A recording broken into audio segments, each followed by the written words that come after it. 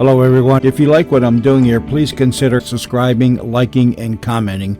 It would really help the channel out quite a bit. Thank you very much.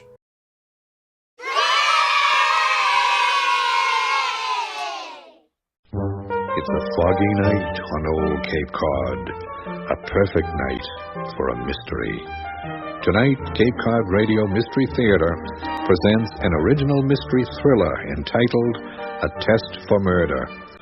A slight problem is about to arise in Provincetown. The judge of an art show is going to be murdered on opening night. Captain Waverly Underhill, confronted with a freshly murdered corpse and a room full of suspects, is about to demonstrate his own rather unorthodox methods of conducting a murder investigation. Expose him? But how? There are 70 or 80 people down there. How do you propose to find a killer out of so many suspects? I'll ask them. And you expect the killer to simply admit that he did it? Yes, Doctor. That is precisely what I expect him to do. Join us now as Captain Underhill administers a special kind of test, a pop quiz, designed to pinpoint a cold-blooded killer out of a room full of artists, art lovers, and patrons of the arts who are all about to discover that their innocent evening of art is suddenly transformed into a test for murder.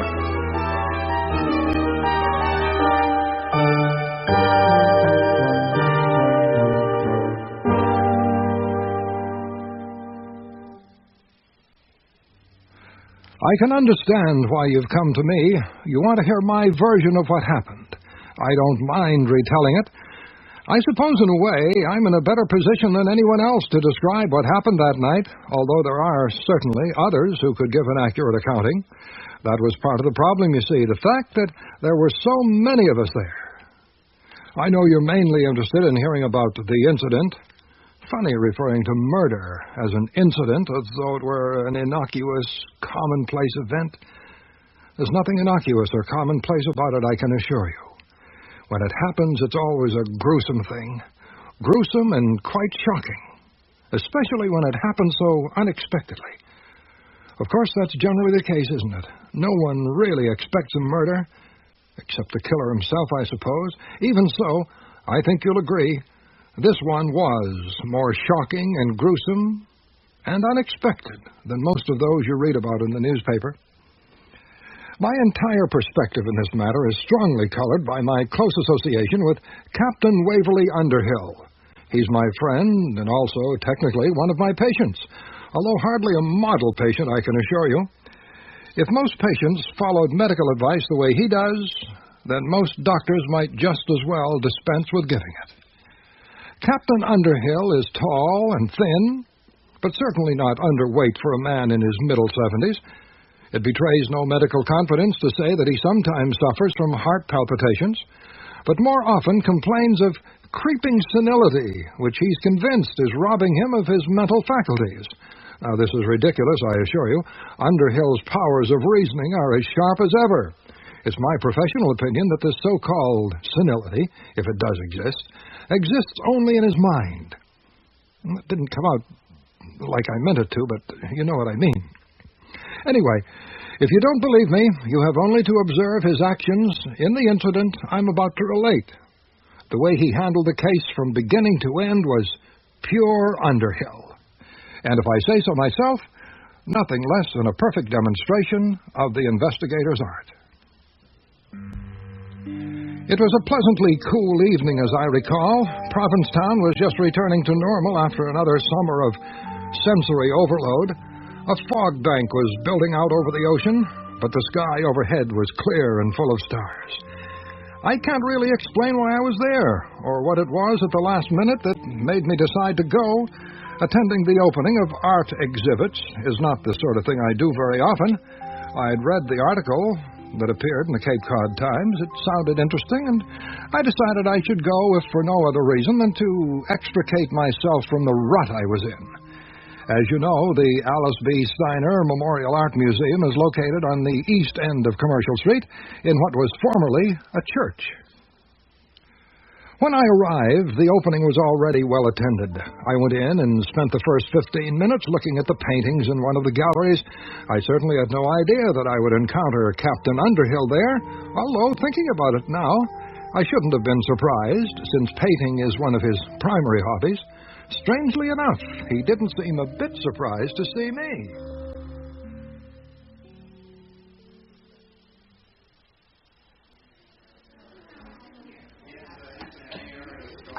Hello, Schofield.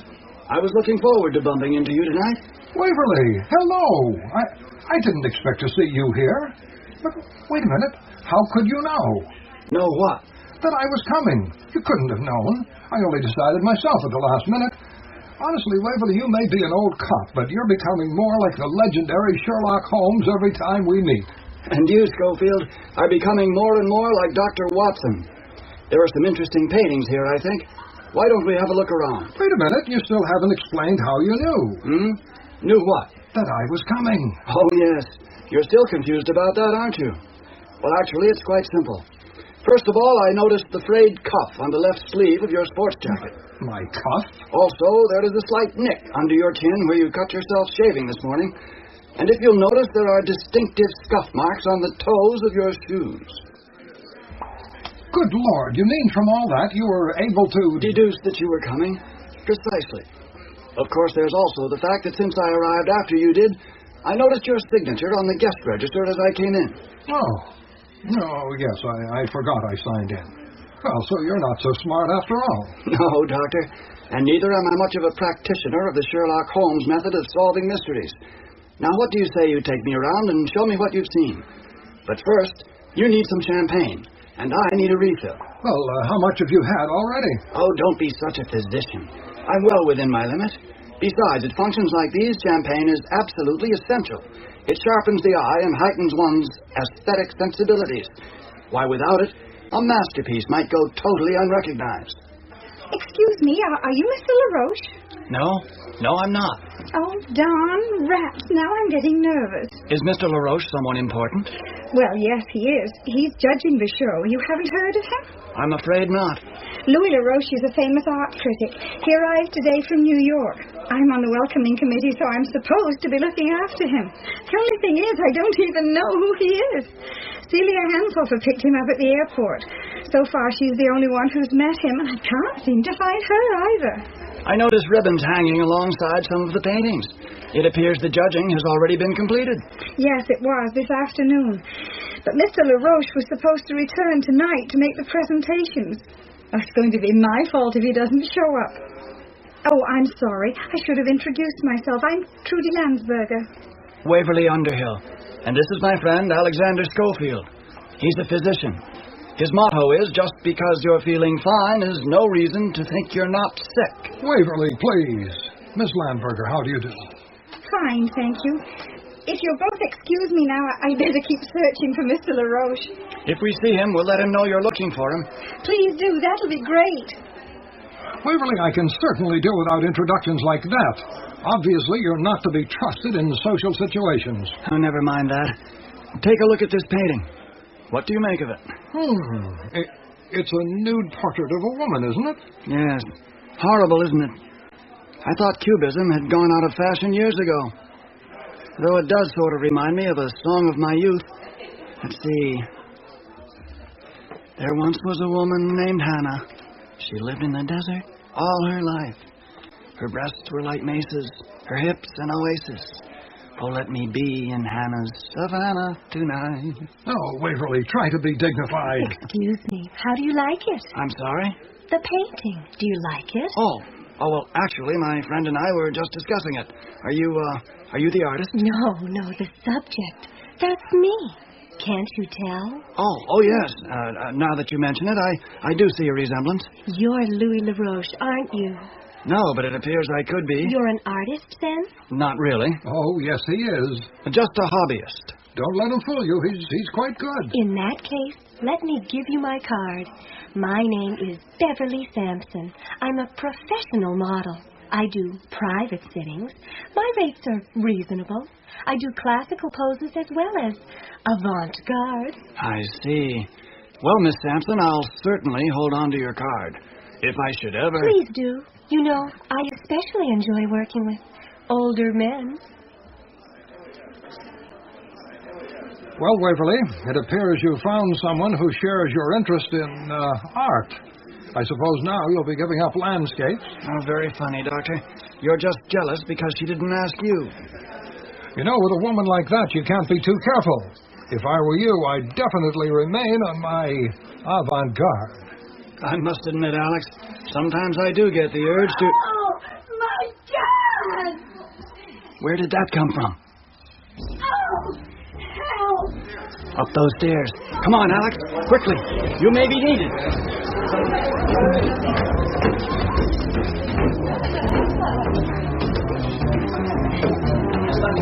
What's wrong? Oh, there! I see him. Everyone, please, don't crowd up the stairs. Go on back down. You need a doctor. We have a doctor. Please, everyone, go back, please. We need your cooperation. Alex, you'd better examine him. If he's as dead as he looks, don't move him any more than you have to. Miss Landsberger, please try to compose yourself. It's important that you tell us what happened. I don't know. I was looking for Mr. LaRoche. I thought I might find him up here. It's no use, Waverly. He's dead. Do you think it's him? Shall I check his wallet? No, we'll wait for the police. What in heaven's name is going on here? What in heaven's name is happening? Please, we are asking everyone to wait downstairs. Celia? Oh, Trudy, is that you? It's all right, Mr. Underhill. It's Mrs. Hansel. Let her come up. Oh, Trudy, what's going on? Oh, my dear God. You recognize him? Oh, yes, of course. It's Mr. LaRoche. Oh, is he... Yes, he's been murdered. Mrs. Hanshofer, can you tell me who is in charge of the show? I suppose I am. I'm chairperson for the Arts Council. Excellent. Would you mind waiting just a minute? I'll need to ask you some questions. Alex, I need a favor done quickly. What is it? Go down and speak to the guard at the door. Tell him what's happened. Say there's been a murder, but don't give out any more details than you have to. Instruct him that he must make certain no one leaves until the police arrive. If anyone insists on going, get word to me. I'll speak to them personally. Any guests arriving late, turn them away and say there's been an accident. After that, call the Provincetown police and ask to speak to Walter Lafarge. Tell him there's been a homicide. He'll know what to do. And then before you come back up, go out to your car and bring in your doctor's bag. Waverly, don't you think it would be best for Miss Landsberger to wait downstairs? She's obviously very distraught. No, not yet. Not until I ask her a few questions. Excuse me, but may I please ask who you are? My name is Waverly Underhill. I'm a retired police captain, and this is Dr. Schofield. A serious crime has been committed here. With your permission, I intend to take charge of the situation until the police arrive. Alex, you'd better get going. Mrs. Hanshofer, I'd like to ask you a few questions while Miss Landsberger takes a moment to compose herself. Yes, of course. Are you familiar with the building? Oh, yes, I think so. What is this room used for? Storage and sometimes office space. Right now, as you see, most of the museum's permanent collection has been moved up here to make way for the exhibit down below. There are no windows? There were windows originally, but they were bricked over to create more wall space. No hidden closets or cubbyholes?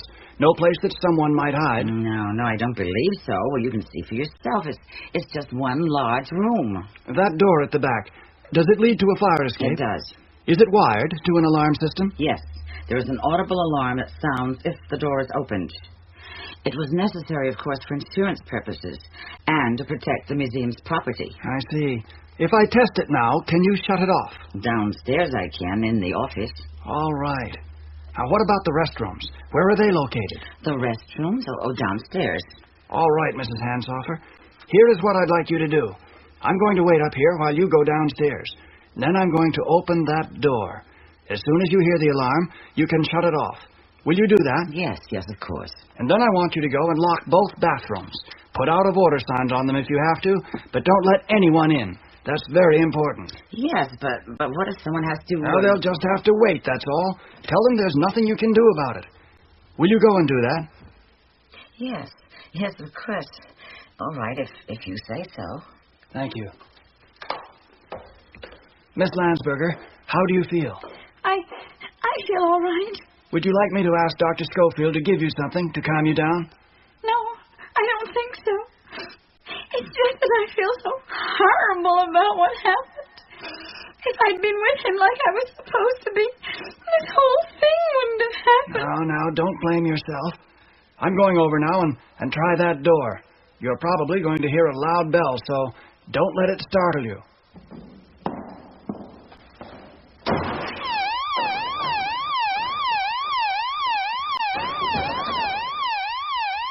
Waverly, what's the matter? What's going on? Oh, nothing, Doctor. I was just testing the alarm system. Oh, what for? To establish the fact that the only way the killer could have come up here and gone down is by the stairs you just used. Miss Landsberger, do you feel up to answering a few questions? Yes, I'll try. Good. Can you tell me exactly what you saw when you came up here? I didn't see anything. Not at first. There's not much light, is there? After I spoke with you and Dr. Schofield, I came up here thinking Mr. LaRoche might have come up to look over the museum's permanent collection. When you came up, did you see anyone? No. Did you encounter anyone on the stairs? No one. I thought I was completely alone. I was about to go back down. Then I saw him lying there. I thought he must be sick, that maybe he'd fainted. Then I saw the knife, and that's when I screamed. All right, Miss Landsberger. Thank you. I'd like you to go back downstairs now and try to relax. Have a glass of champagne. If anyone asks about what happened, tell them you've been instructed to say nothing until the police arrive. Will you do that? Yes, I will. Miss Landsberger, are you sure you're feeling well enough? Yes, I am. Just a little shaky. Well, if you need me for anything, please. Yes. Thank you, Doctor. I'll be all right. Well, Alex, what did you find out? I spoke with the guard. He's making certain no one leaves. I called the Provincetown police. I couldn't get hold of Walter Lafarge, but someone else is on his way over. All right. Open up your bag and let me have that contraption you used to peer inside a patient's ears. Are you planning on examining his ears? No, but I'm going to use the built-in light and magnifying glass to examine the handle of the knife. For fingerprints? Yes, though I don't expect to find any. Stay back if you don't mind. No point in both of us tramping around too close to the body. The nice thing about a knifing is it tells you a great deal more about the assailant than you can get from a gunshot wound. In this case, the murderer was obviously taller than his victim. The knife blade entered to the right of the spine, which suggests that the killer is right-handed. He used his left hand to cover the mouth to prevent a scream, while he drove the knife upwards and in with his right hand. No fingerprints, as I expected. Do you think the killer used gloves? I doubt it. It's interesting that the weapon that was used is a dagger. Perhaps the killer was aware that the blade of a penknife can easily fold up if you try to insert it through thick clothing and into the body of a human being. The handle is cast from brass. That could be useful. Who is it? Police. Come up. We've been expecting you. Are you the one who called? My name is Waverly Underhill. I'm a retired police captain. This is Dr. Schofield. He's the one who telephoned. Boy, he's really dead, isn't he? Yes, and freshly murdered, I might add. Where is Walter Lafarge? In Boston, for a meeting. He's not coming back until tomorrow. That means you're in charge? Sort of. My name is Greenwood. Ray Greenwood. I'm only temporary. I was hired just for the summer. Did you call Hyannis? I called them. They're sending a squad car. That gives us about 45 minutes. I just realized this is the first time in my life I've ever seen a dead body. Officer Greenwood, if you don't mind, I've had quite a lot of experience in these matters. With your permission, I'm going to proceed with my own inquiry until the detectives from Hyannis arrive. Yeah, sure. Fine by me. Like you say, you've obviously got a lot more experience. Good. Now here's what I'd like you to do. Go downstairs and assemble everyone into one room and arrange them all in a circle. See if you can find enough chairs for everyone to sit down. Next, make sure everyone gets a piece of paper and a pencil. Something they can use to write down the answers to a few questions. Last of all, see that everyone wears a name tag. If they demand to know what is going on, tell them detectives are on their way And to save time, we're going to begin by conducting a preliminary inquiry. When you've done all that, I'll come down and take over. Is that all right? Hey, I'm not sure I can okay all this. Mr. Greenwood, you've just seen your first dead body. If we move quickly, you may yet get to meet your first murderer.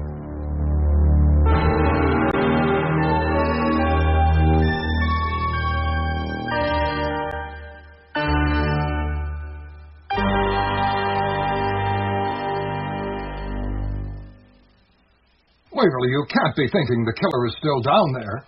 Oh, yes. I'm fairly certain of it. But why would he? Why? Because leaving would only serve to call attention to himself. Right now, that's the last thing in the world he wants to do. You said he. Are you convinced it's a man? More than likely. Most knife killings are done by men. Women prefer guns. Yes, I believe he's still here. And I intend to use this opportunity to expose him. Expose him? But how? There are 70 or 80 people down there. How do you propose to find a killer out of so many suspects? I'll ask them. And you expect the killer to simply admit that he did it? Yes, Doctor. That is precisely what I expect him to do.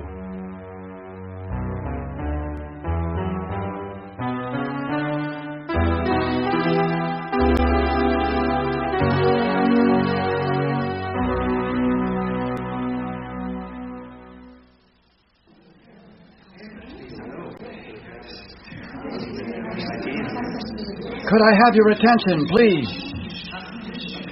Quiet, please. Thank you. First of all, let me introduce myself. My name is Waverly Underhill. I'm a police captain, now retired. As I'm certain you are all aware, a man has been murdered upstairs.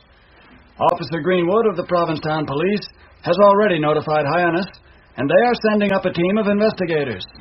They should be arriving within the hour. In the meantime, since all of you will be questioned, and since I've been through this procedure many times before, I suggested to Officer Greenwood that he allow me to begin with a few preliminary questions, which should help speed things up once the detectives arrive. If everyone is agreed, and if there are no questions, I'll begin by... Louis LaRoche, who was murdered, isn't it? That's right, Mr. I can't quite see your name tag. Mr. Hirsch. Mr. LaRoche arrived just today from New York. He was here to judge the show. Now, isn't that fitting? The famous art critic gets bumped off at an opening. If you ask me, whoever did it should win first prize. It's unquestionably the best example of performance art I've ever seen. How vulgar. That's one of the most disgusting things I've ever heard. Disgusting? Why so disgusting? Everyone who knows anything about the art world knows what a creep Louis LaRoche was. How he delighted in destroying people's careers. Jason, why don't you shut up?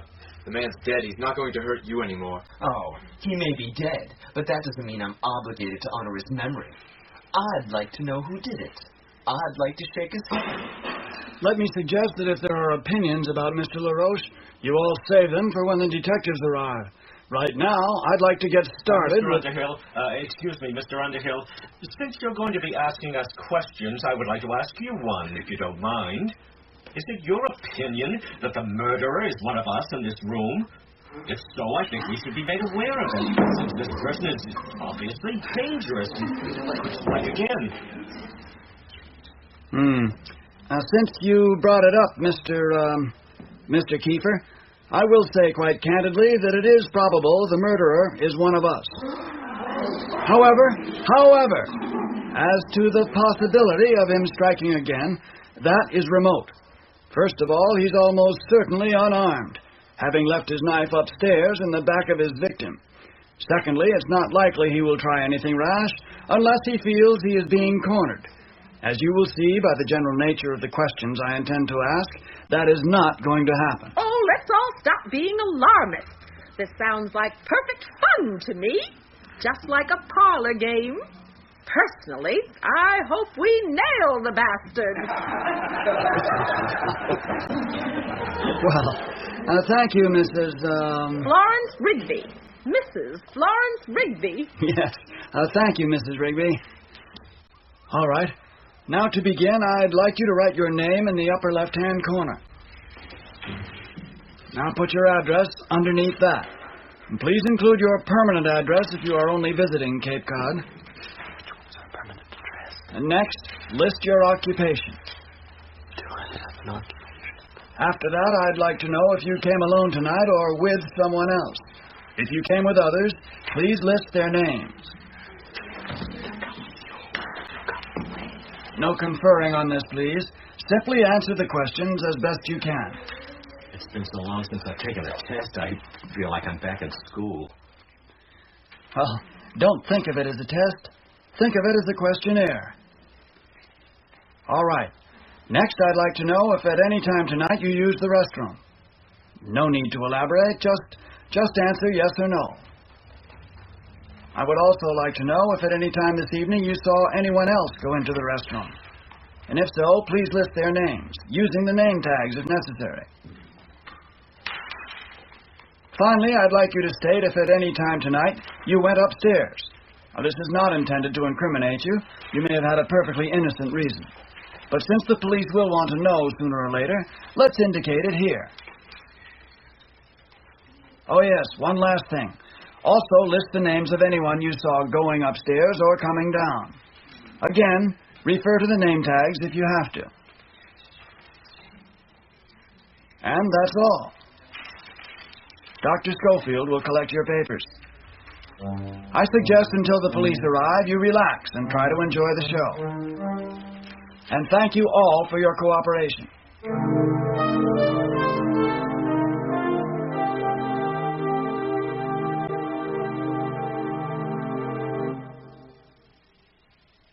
Here are the papers, Waverly.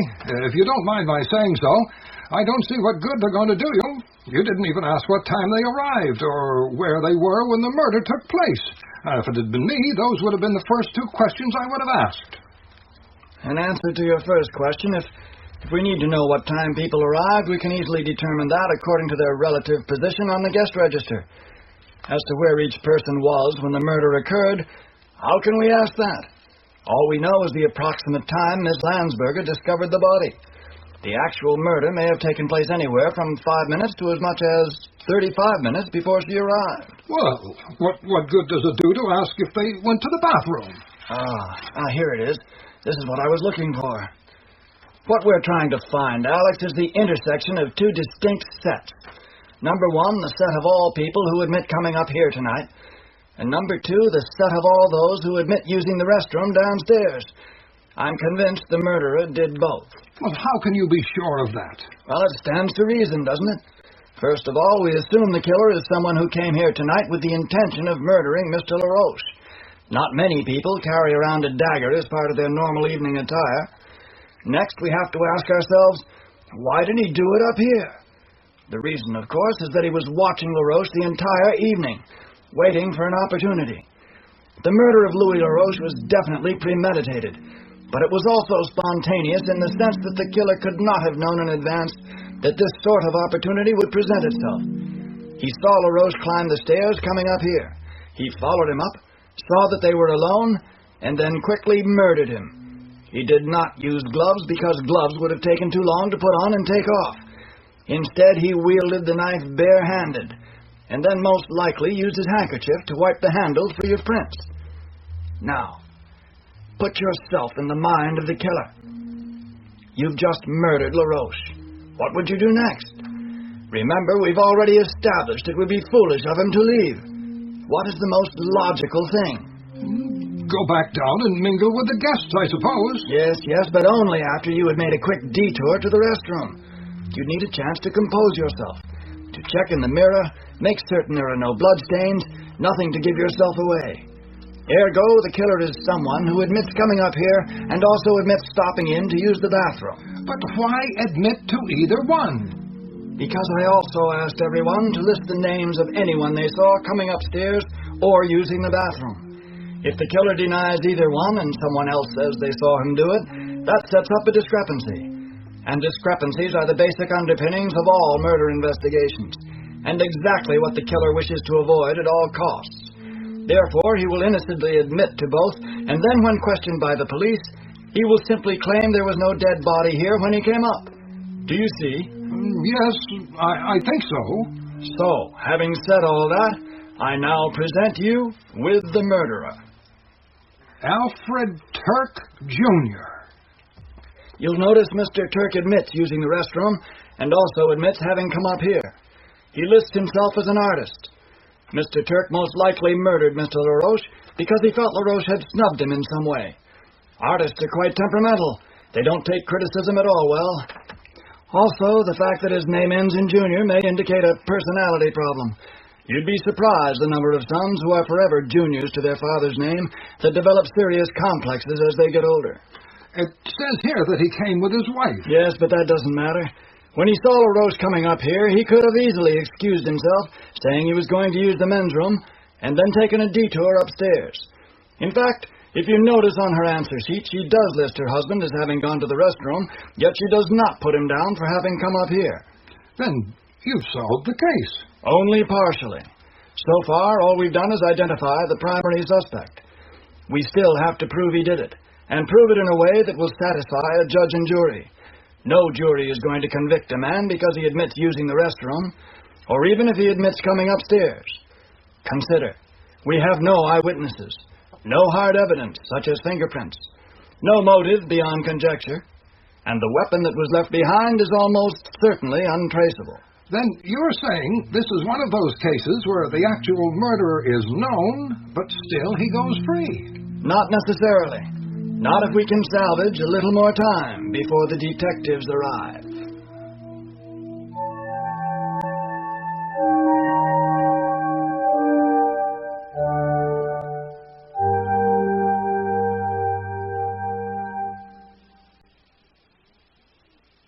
Captain Underhill's strategy was simple and direct. He planned to talk Alfred Turk into confessing. He pointed out to me that in situations where tangible evidence was slim or non-existent, a confession was often the only possible means of solving a case. He seemed fairly optimistic about his chances. Psychologically, he said, a man who was bold enough to risk murdering someone in such a public place would also have an overly inflated opinion of his own invincibility, an opinion that, once put under attack, might quickly break down into a desperate need to tell all. I suggested why not wait and let the police handle it. He told me that was exactly what he hoped to avoid. Confessions obtained by the police are scrutinized by the courts to make certain that they were done without coercion, intimidation, or trickery. On the other hand, Underhill, acting as a private citizen, could say or suggest anything he wanted. He'd not be subject to the same restraints. I was once again amazed at how difficult the detective's job had become. Not only must he think like a criminal to solve the case, but he must also think like a lawyer, judge, and jury to be sure that his efforts will not be wasted and the case thrown out of court. Captain Underhill gave me a quick list of instructions. First, to lend him the miniature tape recorder I carry in my doctor's bag, which I use to record notes on patients when I make house calls. Next, to go downstairs and invite Alfred Turk, or Mac the Knife, as Underhill was now taken to calling him, to join him upstairs. After that, I was to go outside with Officer Greenwood and wait for the detectives from Hyannis to arrive. We were to intercept them and instruct them to wait for a signal that Underhill would pass along by tapping 3 times on the floor. It was his feeling that timing and the manner in which the detectives arrived were essential to the success of his plan. When I suggested the investigators might be unwilling to postpone their arrival while he conducted an experiment, he told me to use his name and do the best I could. It was not until later, of course, when I listened to the recording Underhill made, that I learned what actually took place when Mr. Turk came upstairs.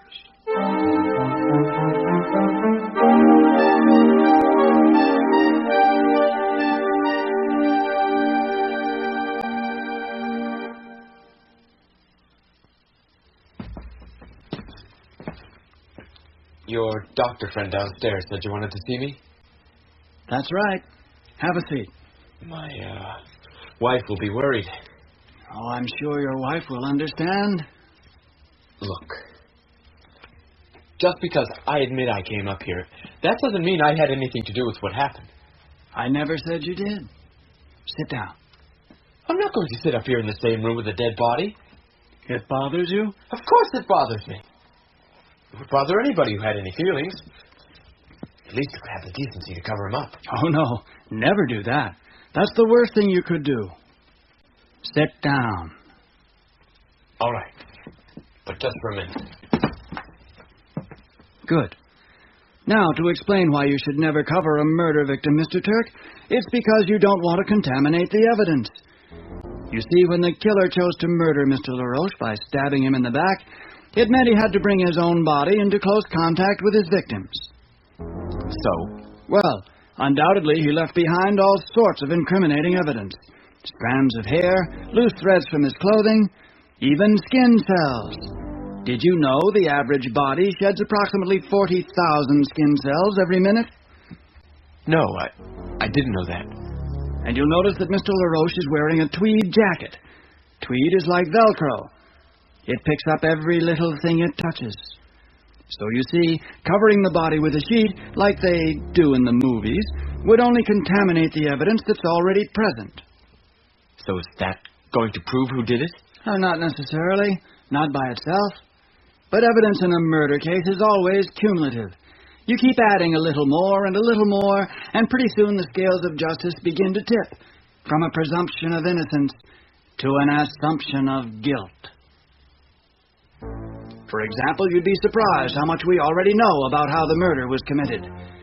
We know the killer came here tonight with the intention of murdering Mr. LaRoche. He watched, saw him climb the stairs, followed him up, and then took advantage of the fact they were alone to sneak behind him and slip a knife between his ribs.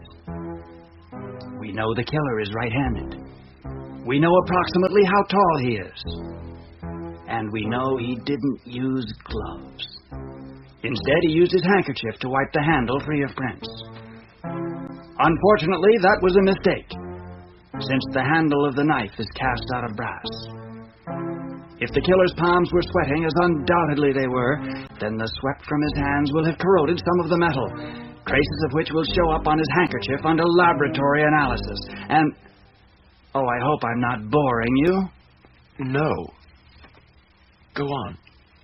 Of course, it's all circumstantial, but as the saying goes, if you see footprints in the snow and letters in the mailbox, you can assume the mailman has been there. Now, juries know this. They're much more sophisticated these days, much more willing to consider related evidence.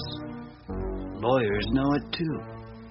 In fact, many of the ones I know say they actually prefer circumstantial evidence. Eyewitnesses can be mistaken. Often they get rattled when they have to stand up in a courtroom and testify about what they saw. But you take an expert in forensic science, someone who is accustomed to getting up in front of a jury, and then Would you mind telling me what all this has to do with me? I'm not saying it has anything to do with you. Then I think I'd like to go back downstairs, thank you. All right. That's your privilege. There's just one point I'd like to make. And what is that? The investigation of this murder is not going to begin officially until a team of detectives arrives from Hyannis, which should be any minute. And right now, I think whoever did this had better be asking himself a few hard questions. What kind of questions? Like what will happen if he keeps quiet? Will there be enough evidence to bring an indictment? If I can learn this much in half an hour, imagine what a team of highly trained investigators will be able to uncover in a week. For example, where did the knife come from? Now, a knife may not be as traceable as a gun, but one as distinctive as this, I would think there may be a store on the Cape, perhaps one right here in Provincetown, with a sales clerk who will remember selling a knife like this to a particular customer. There's also the question of motive. Will the police be able to prove that the murderer knew his victim? Things like that. I still don't understand why you're telling me all Of course, this, if the murderer decides to take a chance and keep quiet, it's going to make it very difficult for his attorney. The charge will be first-degree murder, premeditated. The judge will take his place on the bench, rap the gavel 3 times, and then the attorney for the defense will have to stand up and try to prove that his client is completely innocent. On the other hand, if the murderer is waiting up here, ready to confess to the police as soon as they arrive, it will open up a whole range of avenues for his attorney.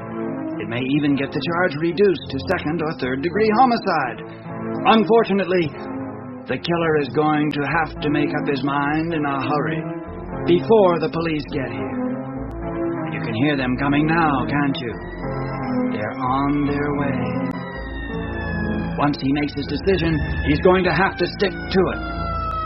There will be no turning back. Not even if he wants to.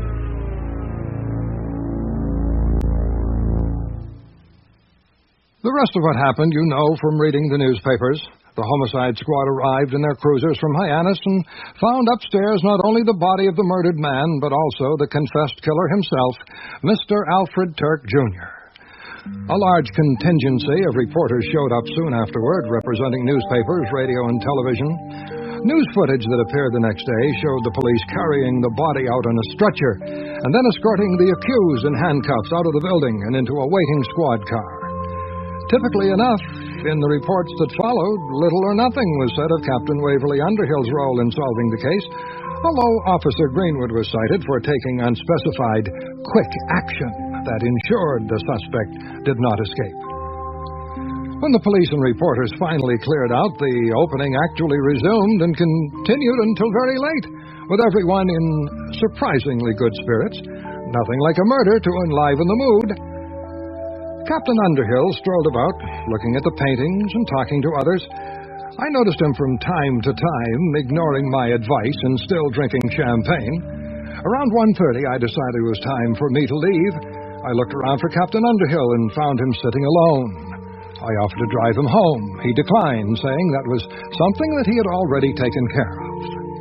Before I could ask the question, I was given the answer, as I turned around to observe Miss Beverly Sampson approaching with a smile on her lips and carrying 2 glasses of champagne. My solitary ride home that night was filled with envious imaginings.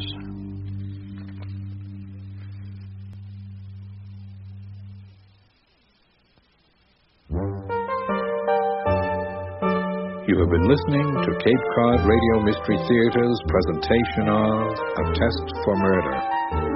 Tonight's program was produced, written, and directed by Stephen Honey, co-produced by David Ellsworth, engineered by John Todd, with original music composed by Mark Birmingham. Assisting in the production were Scott Dickey and Carol McManus. The actors in tonight's play: Dave Ellsworth, Captain Underhill; Wally O'Hara, Dr. Schofield; Neil McGarry played Alfred Turk, Jr., Eva Broderson was Trudy Landsberger, Mary B. Jones, Celia Hanshofer, Laney Davis, Beverly Sampson, Kevin Groppe, Officer Greenwood, Fred Morey, Mr. Kiefer, Bill Dane, Jason Hirsch, and Carol McManus played Florence Rigby. A Test for Murder was recorded at HT Recording Studio and is copyrighted by Stephen Oney for Cape Cod Radio Mystery Theater. All rights, including rights for broadcast and reproduction, are reserved. This program is made possible with the cooperation of the Public Media Foundation.